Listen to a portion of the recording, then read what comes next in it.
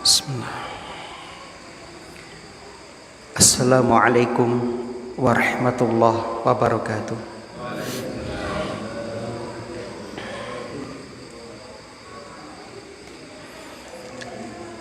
Alhamdulillah. Alhamdulillah ala ihsani wa syukru lahu ala taufiqi wa amtinani. Asyhadu an la ilaha illallah wahdahu la syarikalah wa asyhadu anna Muhammadan abduhu wa rasuluh.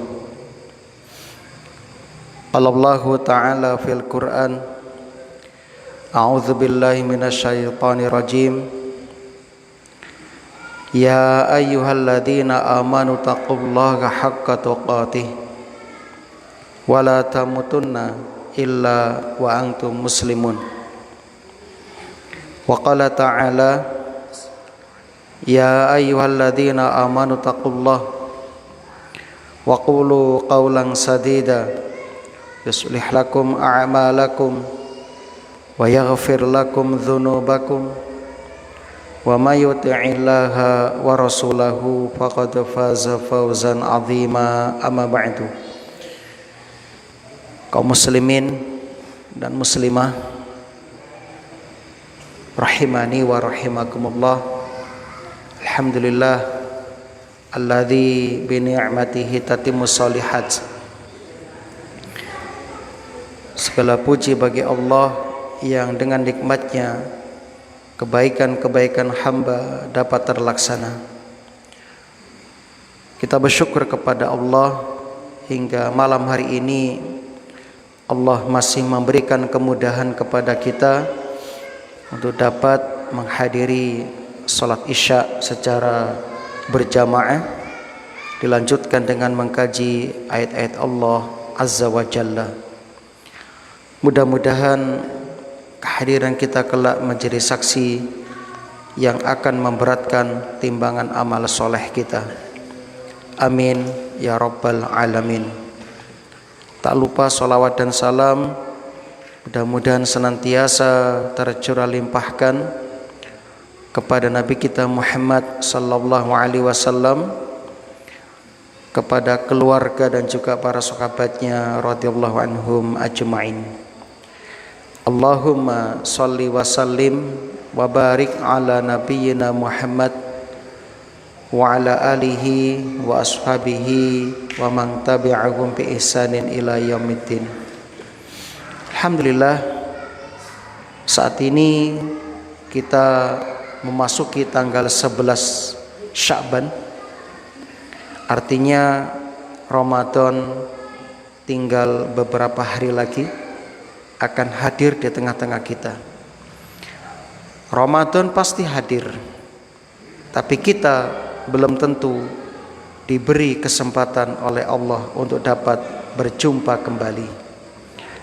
Oleh karena itu, tugas kita adalah bertekad kuat untuk dapat berjumpa dengan Ramadan, dan kita buktikan dengan berdoa, memohon kepada Allah agar diberi kesempatan berjumpa kembali dengan bulan Ramadan dan melakukan persiapan-persiapan.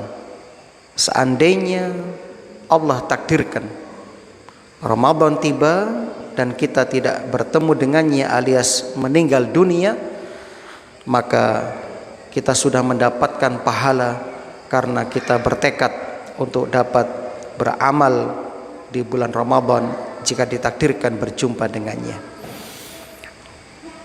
Tidak seperti orang-orang munafik. Orang-orang munafik sudah diingatkan bahwasannya akan terjadi peperangan antara kaum muslimin melawan orang-orang Romawi. Namun mereka santai-santai saja dan mereka pandai beralasan. Nah, itulah gaya-gaya orang munafik.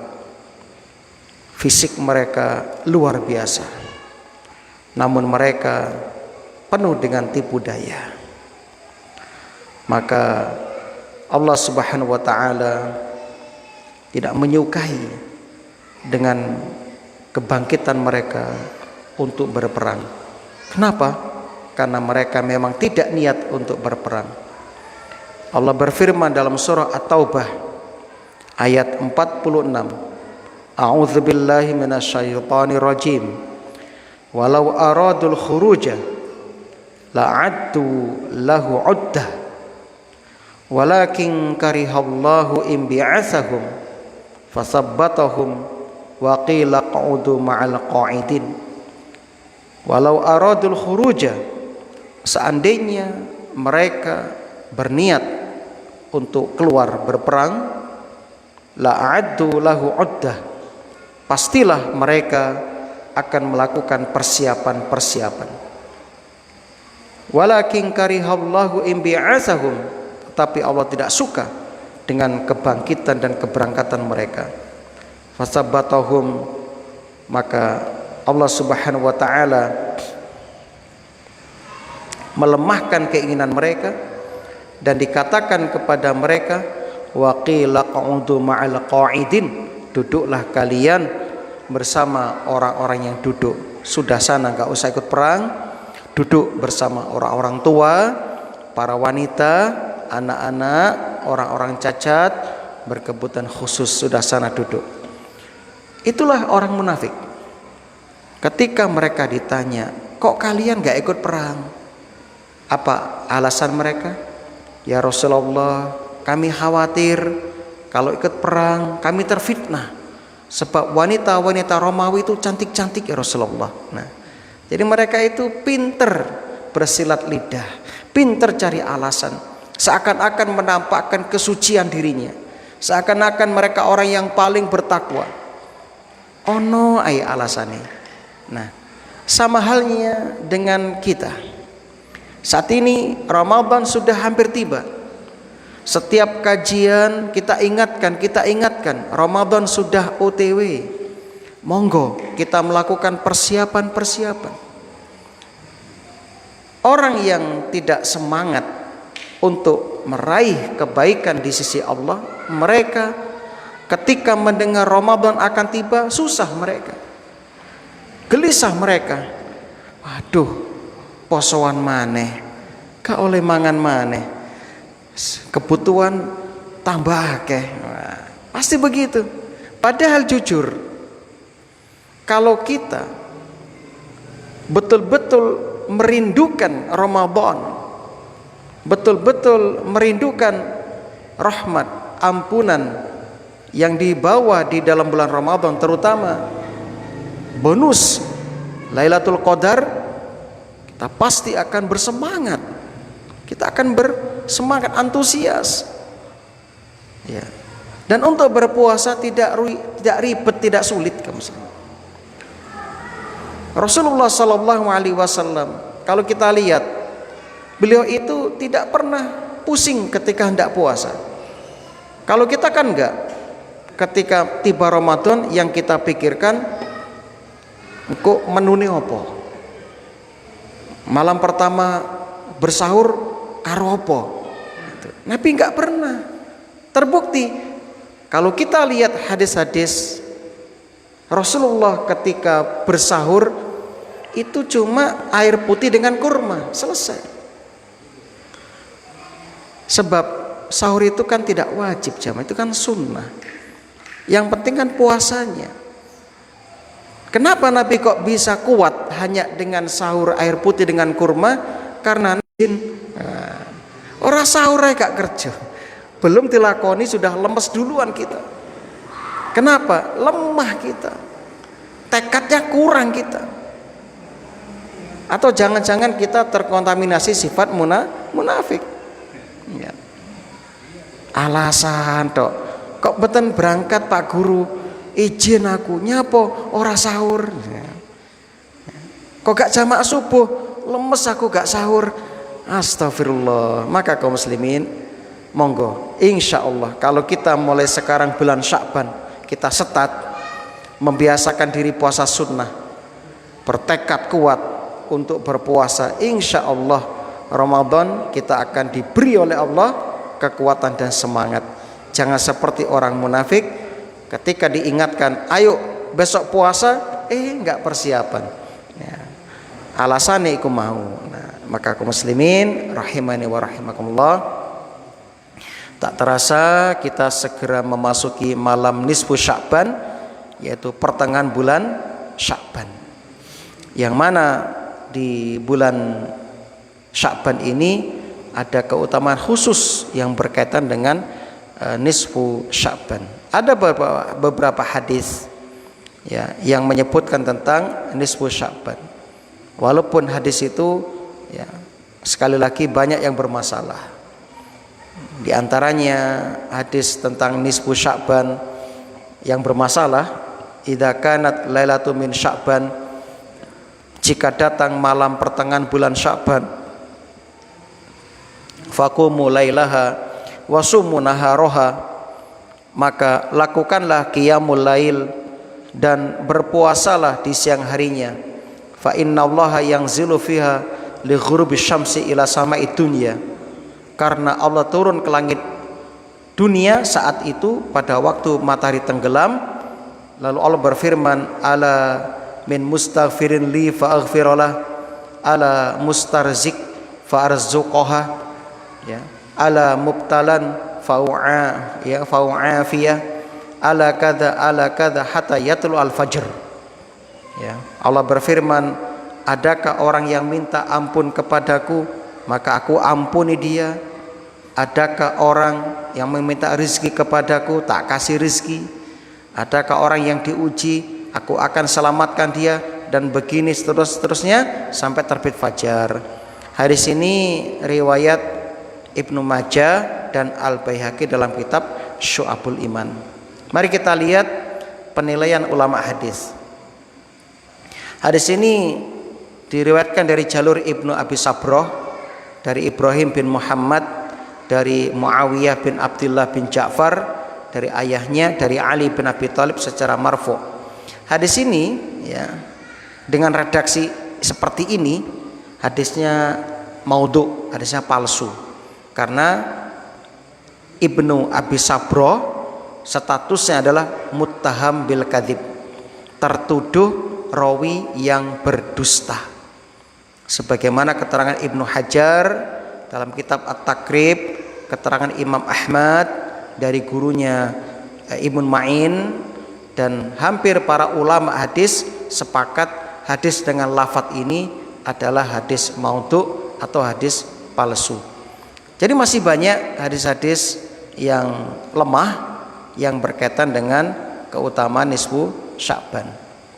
Ya. Termasuk diantaranya innallaha la yattali', sesungguhnya Allah melihat pada malam nisfu Sya'ban, fayughfar li jami' khalqi ila li musyrik aw musyahin, maka Allah mengampuni semua makhluknya kecuali orang musyrik dan orang yang bermusuhan. Hadis ini punya banyak jalur ya.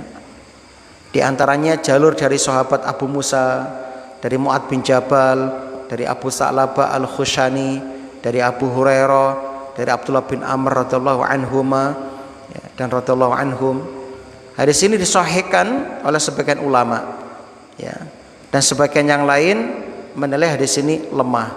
Wallahu alam, hadis ini insyaallah bisa diamalkan. Jadi di malam nisfu Sya'ban itu Allah akan ya muncul di langit dunia, dan Allah akan mengampuni dosa-dosa hamba-hambanya yang beriman dan beramal soleh, kecuali dua orang. Pertama orang musyrik, yang kedua adalah musyahin, orang yang ada permusuhan di antara mereka. Namun tidak harus ya, tidak harus sebelum nisfu Sya'ban Anda berkirim-kirim WhatsApp ya untuk minta maaf, tidak harus. Minta maaf itu dianjurkan bersegera, tapi berkaitan dengan orang yang memang kita bermasalah dengannya, yang memang kita punya salah kepadanya. Enggak semua orang kenal nggak kenal moro jaluk ngapura, ini nggak ada kaitannya ya, nggak ada kaitannya. Ya, ini yang betul minta maaf itu adalah kepada orang yang kita ada sangkut paut hak Bani Adam. Nah itu jamaah yang berbahagia.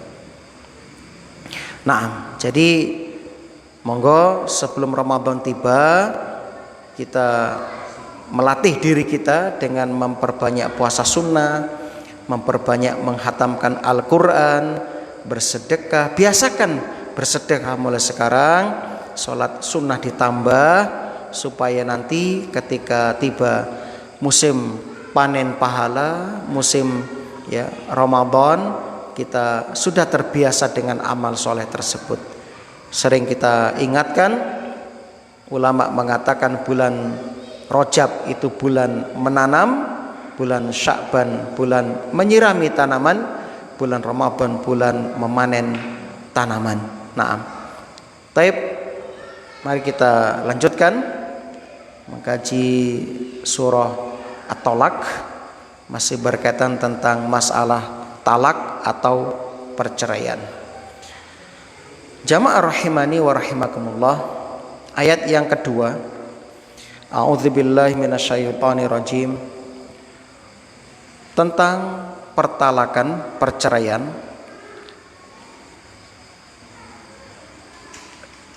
Tentang masa iddah. Fa idza balaghna ajalahunna, maka apabila balaghna ajalahunna, mereka telah mendekati akhir iddahnya, fa amsikuhunna bima'rufin, maka rujuklah mereka, kembalilah kepada mereka bima'ruf, dengan cara yang baik. Au fariquhunna bima'rufin, atau lepaskanlah mereka, ceraikanlah mereka bima'ruf, dengan cara yang baik pula. Wa ashhidu, dan persaksikanlah, dzawa adli minkum, dengan dua orang saksi yang adil di antara kalian. Wa aqimus syahadata lillah, dan tegakkan kesaksian itu karena Allah. Oh ya, dzalikum, yang demikian itu, yu'adzu bihi man kana yu'minu billahi wal yaumil akhir. Pengajaran diberikan bagi orang yang beriman kepada Allah dan hari akhir. Yu'adzu, pengajaran atau nasihat yang diberikan kepada orang yang beriman kepada Allah dan hari akhir.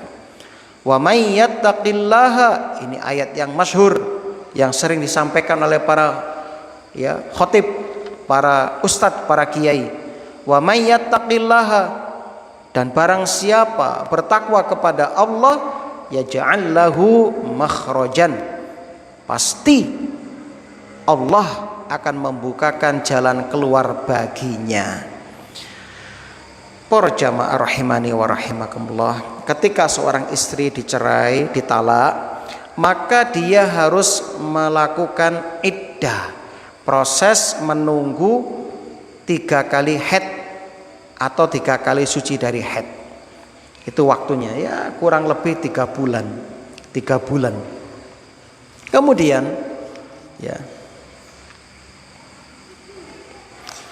tentang kapan masa iddah itu selesai, secara umum ada 2 pendapat di antara para ulama. Pendapat pertama mengatakan iddah itu selesai ketika darah haid berhenti pada haid yang ketiga, haid yang terakhir. Baik dia telah mandi besar, mandi junub, bersuci atau belum, maka selesai masa iddah. Ada wanita haid bulan ini tanggal 11 malam ini, terus masuk bulan kedua, bulan ketiga. Nah, bulan ketiga akhir, maka dia selesai dari haid, belum mandi suci, sudah selesai iddahnya, rampung iddahnya.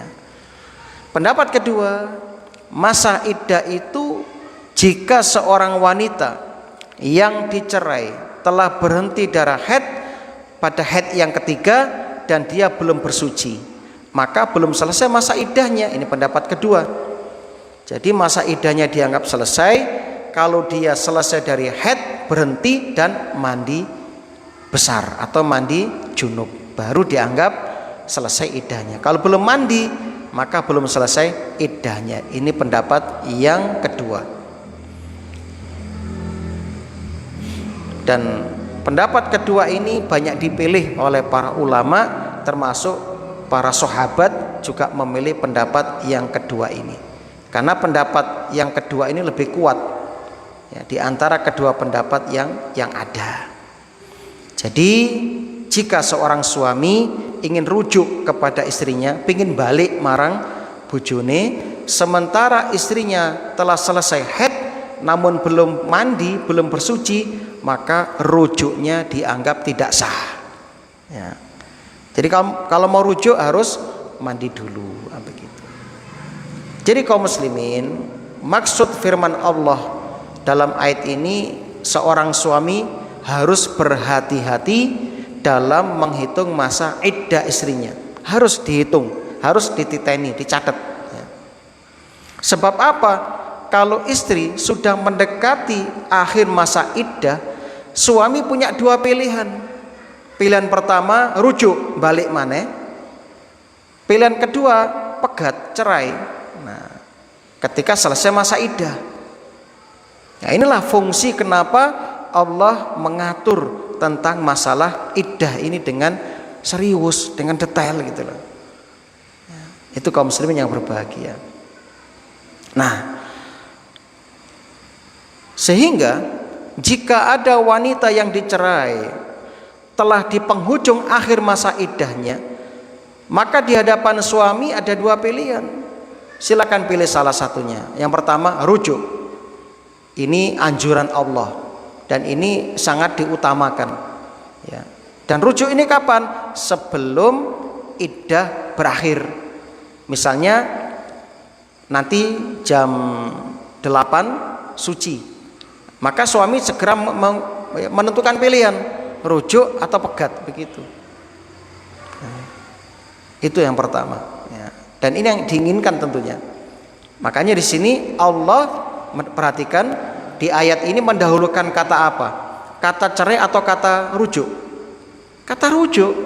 Fa idza balaghna ajalahunna fa amsikuhunna bima'ruf ya. Fa amsikuhunna, rujuklah mereka, kembalilah kepada mereka, tahan mereka, begitu. Sehingga dari sini ada pemahaman bahwasanya yang Allah kehendaki kalau bisa jangan bercerai ya, silakan rujuk kalau bisa. Dan jangan lupa, ketika seorang suami rujuk kepada istrinya, balik marang bojone, harus dengan ma'ruf, dengan cara yang baik. Jangan sampai seorang suami rujuk atau kembali kepada istrinya dalam rangka untuk menimbulkan bahaya bagi istrinya, seperti orang-orang jahiliyah. Dulu orang jahiliyah tidak memiliki batasan cerai, sehingga istri terkatung-katung. Istri diceraikan setelah 3 bulan iddah, hampir selesai dirujuk, terus diceraikan lagi. Iddah lagi 3 bulan, terus ketika mau selesai dirujuk lagi, terus dipegat meneh, terus begitu. Apa tujuannya? Menyiksa perasaan istri dan kehidupan istri, sehingga istrinya bingung ya, mau dilepas cari suami yang baru nggak bisa. Nah, sebab masih terus digantung seperti itu, iki piye kan gitu. Maka Islam datang memberikan ketegasan. Masya Allah, ini aturan dari Allah Subhanahu wa Ta'ala. Maka talak dibatasi 3. Talak dibatasi 3. Talak 1, talak 2, talak 3. Kalau sudah talak 3, tidak bisa kembali lagi, kecuali istrinya ini menikah dengan laki-laki lain dan sudah dicampuri, terus diceraikan oleh laki-laki itu, baru kita boleh kembali kepadanya. Pilihan kedua, aufarikuhunna, melepaskan mereka, menceraikan mereka. Dan tentunya ketika seorang suami sudah tidak ingin kembali kepada istrinya, biarkan istri menyelesaikan masa iddahnya dengan cara ma'ruf, yang baik ya, dengan cara yang baik. Kenapa diingatkan bima'ruf? dengan cara baik, karena kejadian jamaah banyak terjadi orang cerai itu ketika dia menceraikan tujuannya untuk mencelakakan istri, membahayakan istri, ya, sehingga cerai dalam keadaan bertikai, membawa dendam, membawa permusuhan, kan begitu. Padahal kita tahu ketika menikah, apabila rumah tangga itu bahagia, makanya di antara dosa yang dianggap paling besar di sisi iblis yang dilakukan anak buahnya adalah ketika iblis berhasil menceraikan rumah tangga anak cucu Adam, maka dia mendapatkan penghargaan dari Raja Iblis, kan begitu. Itu jamaah yang berbahagia. Jadi sekali lagi ini penting, jangan sampai ketika suami istri mengambil keputusan terakhir yaitu bercerai atau talak itu dipenuhi dendam. Jangan sampai ada cacian, ada makian, jangan. Sebab apa? Cerai yang diatur oleh syariat itu adalah cerai yang betul-betul berdasarkan hukum dari langit yang harus kita pahami dan kita hormati, kan begitu. Maka jangan sampai Anda bercerai dengan melanggar perintah Allah. Kalau sampai Anda bercerai dengan melanggar perintah Allah, yang terjadi musibah, kesedihan, penderitaan yang berkepanjangan, Maka jangan lupa lepaslah istri dengan cara yang baik tanpa menimbulkan masalah yang lain. Supaya apa? Supaya hati kita yang menceraikan juga istirahat, hati istri juga istirahat, seperti itu. Washhidu dzawa adlin minkum wa aqimus syahadata lillah. Dan persaksikanlah dengan dua orang saksi yang adil di antara kalian, dan hendaklah kalian tegakkan kesaksian itu karena Allah. Di antara ulama ada perbedaan pendapat, apakah dua orang saksi itu harus ada ketika menceraikan dan ketika merujuk. Sebagian berpendapat perceraian tidak sah tanpa dua saksi, begitu pula rujuk tidak sah tanpa dua saksi. Ini pendapat yang pertama. Pendapat kedua, ya, perceraian tidak perlu saksi. Yang perlu saksi adalah rujuknya. Sebab apa? Sebab ayat ini berbicara tentang rujuk, Dan ini pendapat yang insya Allah lebih mendekati kebenaran. Jadi pendapat yang kuat, ketika menceraikan tidak perlu saksi. Ketika rujuk harus ada dua orang saksi. Kalau cerai harus ada saksi, repot kayaknya ya. Kenapa? Karena sedang emosi. Nah, begitu. Bapak tukaran misalnya, sedek enteni tak metu golok nyeluk tanggane. Mas, Pak, ayo nang omah. Nyapo dadi saksi. Nyapo ape pegatan. Kan repot nanti. Nah, jadi yang mendekati kebenaran, yang menghadirkan dua saksi itu adalah ketika rujuk, ketika hendak kembali. Apa tujuannya? Tujuannya supaya disaksikan oleh istri itu sendiri dan disaksikan oleh orang lain, sehingga ketika rujuk suami serius, ya, suami nggak main-main, ya, ketika mengambil keputusan rujuk, sehingga hak-hak, ya, suami istri akan dipenuhi, kan begitu. Beda halnya ketika rujuk tanpa saksi, nanti suami bisa main-main, nggak serius, ya, kayak orang jahiliyah tadi. Nah, tapi kalau ada saksi, misalnya saksinya orang yang berpengaruh, misalnya Pak Yai plus Pak Gubernur, kan lumayan kan saksinya. Nah, ape neko-neko kan nggak wani. Nah, seperti itu. Ini pentingnya saksi ketika rujuk jamaah, supaya istri tidak dibuat mainan, supaya serius suami ketika merujuknya atau ya kembali. Nah, begitu.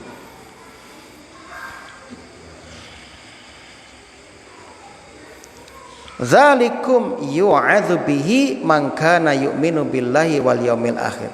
Demikianlah nasihat, pengajaran diberikan bagi orang yang beriman kepada Allah dan hari akhir. Artinya apa? Orang yang bisa menjalankan aturan-aturan Allah berkaitan dengan masalah perceraian ini hanya orang yang beriman kepada Allah dan hari akhir. Ini Masya Allah ya, ini hebatnya ya ajaran Islam.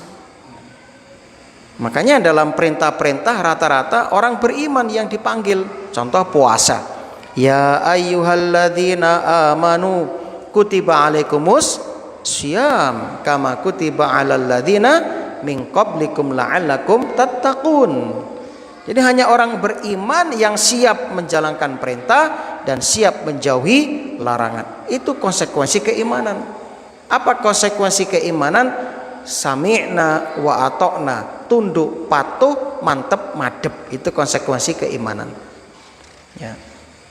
Itu jamaah yang berbahagia.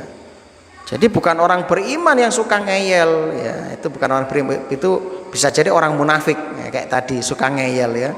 Dengan kalimat yang indah, ya Rasul, saya nggak ikut perang Tabuk, saya khawatir kalau ikut perang terfitnah oleh wanita-wanita Romawi yang cantik-cantik itu. Nah, kan alasannya tok ya. Sama dengan ini. Loh, nyapo sampean gak poso? Hara sahur. Padahal sahur sunnah. Gak ono cerita. Yang penting ada punya niat, tekad kuat sampai maghrib kuat, mesti kuat. Apa nek pikiran anakku loh poso beduk. Apa aku ya poso beduk ya? Nyapa Pak poso beduk? Ora sahur. Masya Allah. Ya ampun ngantos gitu. Jadi gak ada poso beduk gitu. Engko gara-gara gak sahur pas poso beduk. Jangan. Taib. Ini dia. Diakhiri dengan ayat wa may yattaqillaha yaj'al lahu makhraja. Barang siapa bertakwa kepada Allah, niscaya Allah akan membukakan jalan keluar baginya. Masya Allah. Ayat yang menenangkan. Mungkin sering orang mengambil potongan ayat ini, tapi mereka lupa ayat ini berkaitan dengan apa? Perceraian. Berkaitan dengan perceraian. Kenapa? Karena perceraian itu masalah yang berat jamaah. Berat bagi suami atau istri. Bagaimana tidak? Ya. Apalagi istri Anda dari Lengkong digawa transmigrasi nang Kalimantan. Terus ada wong tua, ada sanak, ada kadang teko kono disio-sio dipegat kan susah, berat kan. Nah, kasihan gitu loh. Makanya solusi apa? Bertakwa kepada Allah Subhanahu wa taala. Kenapa harus bertakwa? Sebab kita butuh solusi. Sebab di balik perceraian banyak hal-hal yang akan terjadi. Baik bagi suami, baik bagi seorang istri. Enggak ringan seorang suami menyandang gelar duda. Enggak ringan seorang istri menyandang gelar rondo. Abot iku sanggane. Ya. Cobaannya berat. Makanya ketika menjalani ini dianjurkan bertakwa kepada Allah Subhanahu wa taala. Ya. Karena seorang istri jika telah menjanda belum tentu bisa menikah lagi. Harus kerja di luar rumah mencari rezeki. Dan ini perkara yang berat, enggak gampang ini, ya. Fitnah macam-macam kan begitu. Nah, itu status seorang janda kan kasihan. Makanya disinilah Allah mengatur aturan perceraian ini sambil memberikan solusi, yaitu bertakwa. Solusi bertakwa. Maka orang yang bertakwa kepada Allah akan diberi ya solusi di dunia, bahkan solusi di akhirat. Maka orang yang melakukan perceraian dengan tidak sesuai aturan berarti dia tidak bertakwa, dia zalim. Nah, kalau orang sudah berbuat zalim, bermasalah di dunia, bermasalah di akhirat. Nah, itu makhraja, solusi jalan keluar. Ini menunjukkan apa? Orang yang terjebak dalam kasus perceraian sedang dalam kondisi yang sempit, ya, sehingga membutuhkan jalan keluar. Tentunya kesulitan ini dialami oleh kedua-duanya, baik orang yang menjatuhkan talak maupun yang ditalak. Maka untuk mendapatkan solusi, mendapatkan jalan keluar, mereka berdua harus bertakwa kepada Allah Subhanahu wa ta'ala. Rampung kajian kita di malam hari ini. Mungkin ada yang mau ditanyakan, silahkan. Kalau bisa kita jawab, kalau nggak bisa insya Allah kita carikan jawabannya.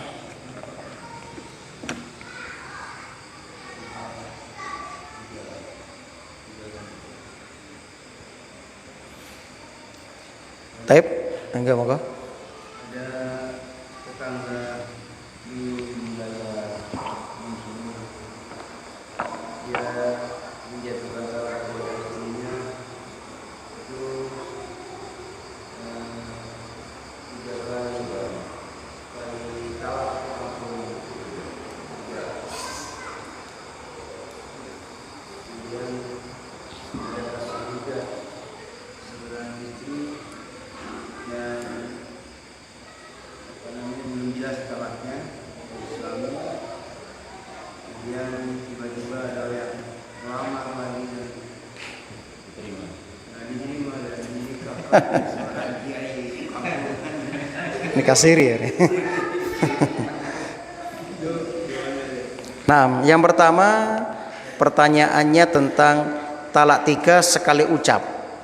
Ya, jamaah yang berbahagia, sebagaimana yang sudah kita jelaskan kemarin, talak itu kan ada talak bain sugro, ada talak roja'i, talak bain sugro, ada talak bain kubro. Nah sekarang talak 3 itu termasuk talak bain kubro. Talak bain kubro. Nah, bagaimana dengan kasus orang yang mentalak bain kubro, talak 3 dengan 1 kali ucapan, kamu saya talak sekaligus talak 3. Ini tidak dibenarkan dalam syariat. Kenapa? Dalam surat Al-Baqarah ayat 229 Allah berfirman, at-talaqu marrotan. Talak itu 2 kali. Talak yang dirujuk. Jadi prosesnya begitu. Talak 1 dulu, lalu rujuk, ada masalah talak 2. Begitu prosesnya. Tidak boleh langsung talak 3. Ini yang pertama. Sehingga kasus ini pernah terjadi di zaman sahabat. Ada orang yang bermudah-mudah mengucapkan, kamu tak talak 3. Saya talak kamu 3 kali misalnya. Saya talak kamu, tak pegat kamu 3 kali. Apa seperti dihitung juga kan begitu. Nah, Imam Syafi'i berpendapat talak seperti ini hukumnya mubah, dianggap talak 3. Ini Imam Syafi'i. Misalnya ada suami ngomong, dek kamu tak talak telu misalnya, kata Imam Syafi'i jatuh talak ya. Atau misalnya kontak pegat, kata Imam Syafi'i jatuh talak. Nah, dianggap talak 3. Adapun Imam Malik, gurunya Imam Abu Hanifah, dan pendapat Imam Ahmad ya, talak ini haram, tidak dihitung 3, tetap dihitung 1. Nah, kata pendapat yang lain. Nah begitu. Dasarnya mana? Surat Al-Baqarah tadi, at-talaqu marrotan. Talak yang dapat dirujuk itu cuma 2 kali ya, 2 kali. Artinya apa? Talak itu harus bertahap. Talak 1, talak 2, baru berikutnya talak 3. Enggak bisa tiba-tiba langsung kamu saya talak. Kata ulama, ambil contoh. Ada orang berzikir subhanallah ya, lalu dia mengatakan subhanallah ping 100, itu dianggap 1 apa 1 itu? 1. Pak Jamian begitu. Monggo Pak Jamian maos istighfar ping 100, astagfirullah 100. Dianggap berapa Pak? 1. Kan gitu. Sama seperti ini. Sama dengan ini ya, tetap dihitung 1 katanya. Nah begitu. Bahkan ada riwayat yang lain, di masa Rasul ya dari Ibnu Abbas dia berkata, kana tolak ala ahdi Rasulillah wa Abi Bakar wa sanatain min khilafati Umar tolaku salas wahida.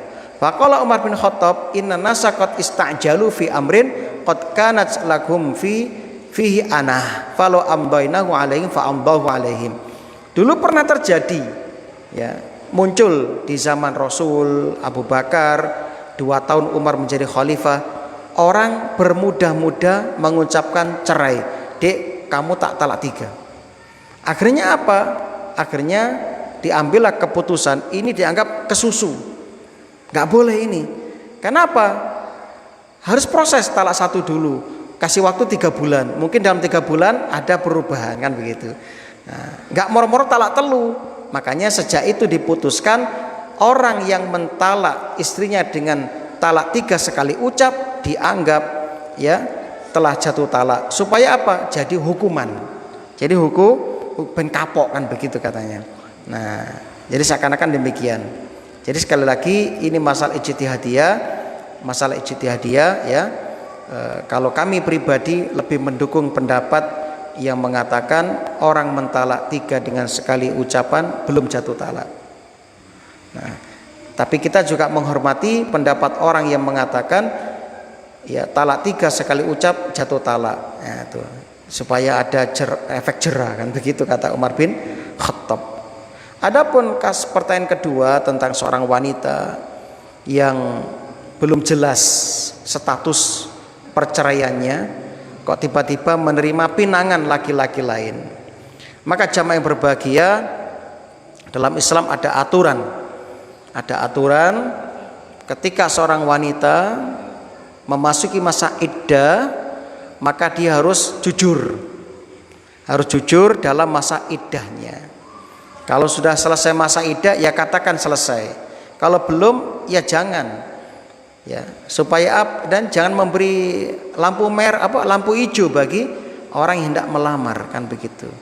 Makanya nanti ada pinangan ya, di antaranya kalau wanita sedang iddah ya, iddah ditinggal mati, maka untuk ya, yang berminat meminang harus pakai isyarat misalnya Bu, kalau sudah selesai iddahnya aku dikabari, ya, itu adalah isyarat ya, misalnya seperti itu. Misalnya seperti itu. Jadi nggak boleh dengan terang-terang, nggak boleh. Aku tak ngelamar, nggak boleh karena masih masa iddah. Khawatir nanti apa? Gurung teh iddah nih kebelet rabi, gak jujur. Nah, mas aku mesti cerai, padahal belum ada iddahnya, belum selesai misalnya. Nah seperti itu. Nah itulah pentingnya kenapa pernikahan harus resmi melalui pemerintahan KUA, supaya kalau ada kasus itu jelas kasusnya, sehingga untuk mengatur di pengadilan itu lebih mudah ya.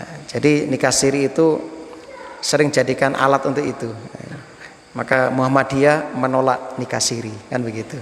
Nah, makatan nggih lebih selamat ya, lebih selamat itu seperti itu. Taib, semoga bermanfaat. Subhanakallahumma wa bihamdika asyhadu an la ilaha illa anta astaghfiruka wa atubu ilaik. Assalamualaikum warahmatullahi wabarakatuh.